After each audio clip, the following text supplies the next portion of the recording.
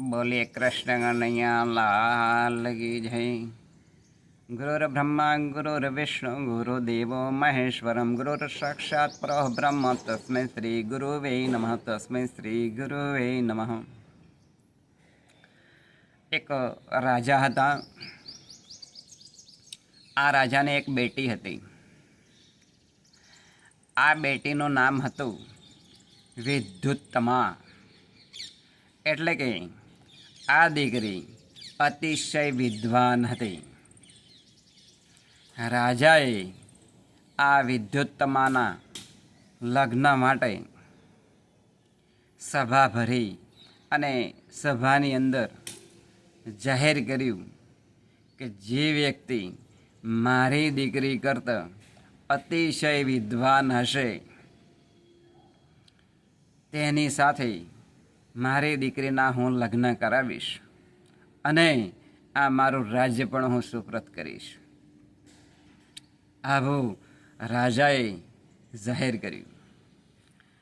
એટલે એક વ્યક્તિ આવ્યો આ વિદ્યુત્તમાની સામે અને વિદ્યુત્તમાએ જે કંઈ વિદ્વાનિક શાસ્ત્રોક્ત એ પ્રશ્ન પૂછ્યા તો સામે જે વ્યક્તિ આવનાર હતો એને પ્રશ્નો આવડ્યા નહીં, પ્રશ્નોના જવાબ આવડ્યા નહીં।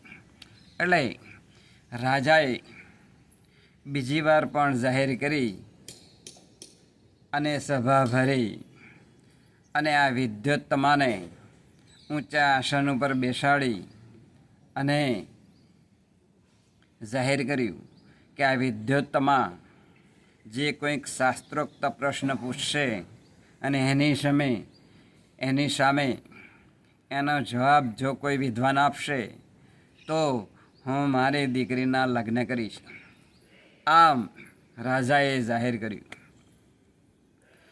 પરંતુ આ વિદ્યુત્તમા શાસ્ત્રોક્ત પ્રશ્નની અંદર એટલી નિષ્ણાત હતી કે તેની સામે ભલા પણ એ ઢીલાઢાસ થઈ જતા હતા અને કોઈ પ્રશ્ન આપી શકતા નહોતા।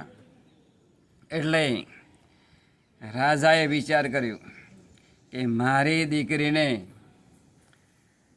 અતિશય અભિમાન છે, કારણ કે દીકરી પણ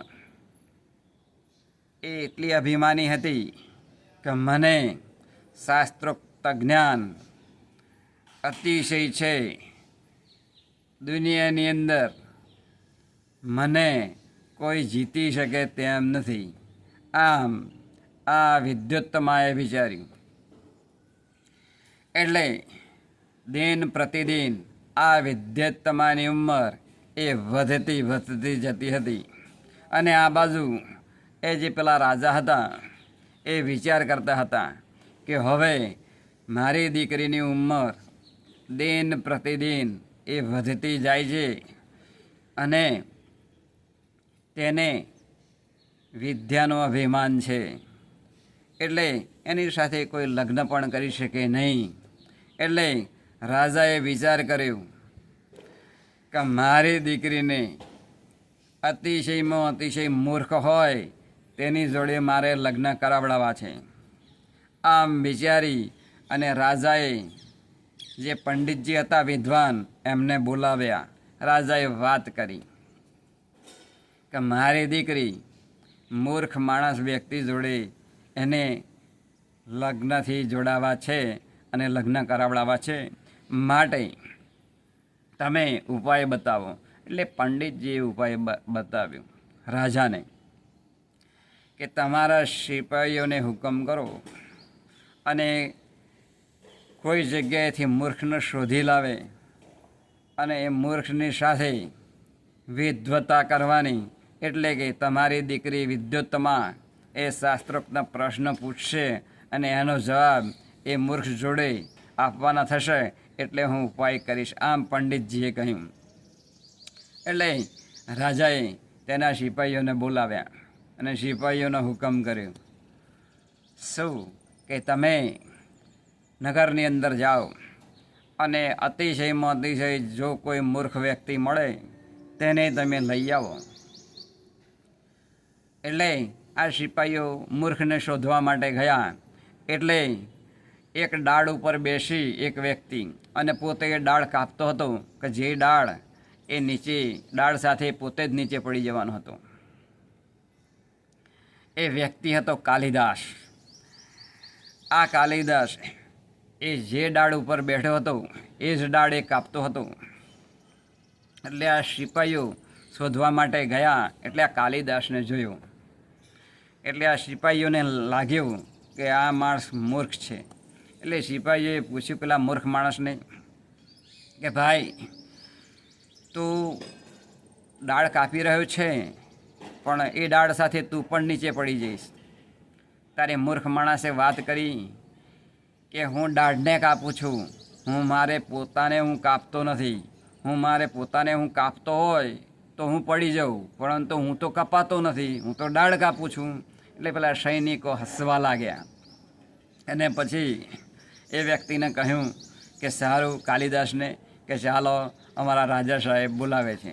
એટલે તરત આ મૂર્ખ માણસ હતો કાલિદાસ, એને રાજા પાસે લઈ ગયા અને રાજાએ આહવાન કર્યું.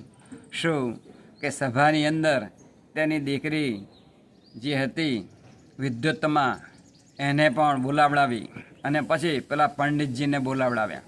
એટલે પંડિતજી જે પેલા કાલિદાસ હતા એમને કહ્યું કે જુઓ તમારે મૌન રહેવાનું, એક પણ શબ્દ બોલવાનો નહીં, પણ તમારે જવાબ ઈશારાથી આપવાનો. એટલે કાલિદાસ જે હતા મૂર્ખ એમણે નક્કી કર્યું કે હવે મારે બોલવાનો નથી પરંતુ ઈશારાથી જવાબ આપવાનો છે. એટલે જે પેલી દીકરી આવી વિદ્યુતમાં રાજાની દીકરી, એટલે પંડિતજી એ વિદ્યુતમાને કહ્યું કે તમારે શાસ્ત્રાર્થ કરવાનો છે, પરંતુ આ જે વ્યક્તિ છે અમે લાવ્યા છીએ એ વ્યક્તિ એ પણ શાસ્ત્રોની અંદર વિદ્વાન છે, પરંતુ એ મૌન ધારણ કરેલું છે. એટલે કે ઈશારાથી એ જવાબ આપશે, પરંતુ એમણે મહાવિદ્વાન હોવાથી એમણે મૌન ધારણ કર્યું છે. એટલે વિદ્યુતમાં એ માની ગઈ. અને પછી વિદ્યુતમાએ પ્રશ્નોત્તરી શરૂ કરી. વિદ્યુતમાએ એક ઓગળી બતાવી. એટલે આ બાજુ જે કાલિદાસ હતા એમણે બે ઓગળી બતાવી. એટલે કાલિદાસ એવું સમજ્યા કે આ મને એક લાફો મારવા કહે છે. એટલે આ કાલિદાસ એવું સમજ્યા કે મને વિદ્યુતમાં એક લાફો મારવા માટે કહે છે એટલે એક ઓગળી બતાવી, અને મારે બે લાફા મારવા છે એટલે મેં બે ઓગળી બતાવી. એટલે પંડિતજી આનો શાસ્ત્રાર્થ કર્યો. શું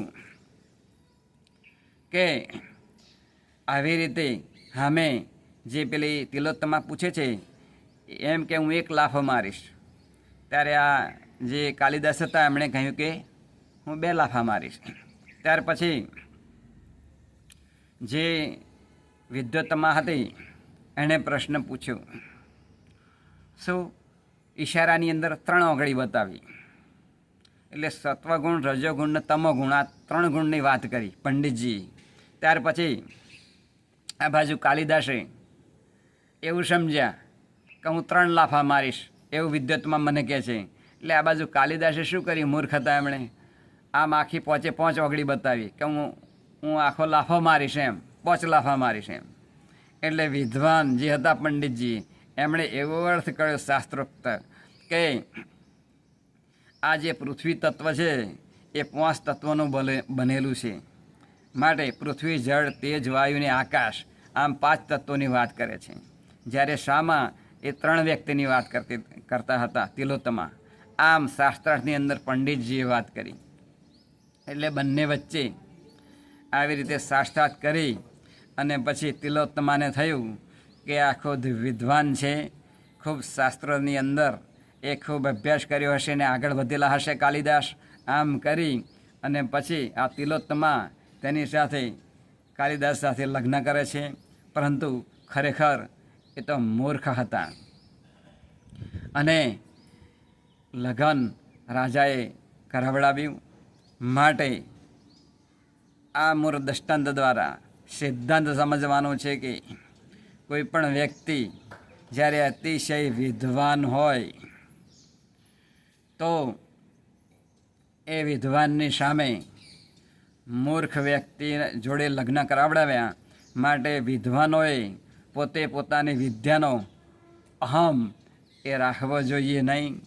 કારણ કે શાસ્ત્રોની અંદર જ્ઞાન એટલું બધું છે કે જેટલા સમુદ્રની અંદર પાણી છે એટલું બધું શાસ્ત્રોક્ત જ્ઞાન છે.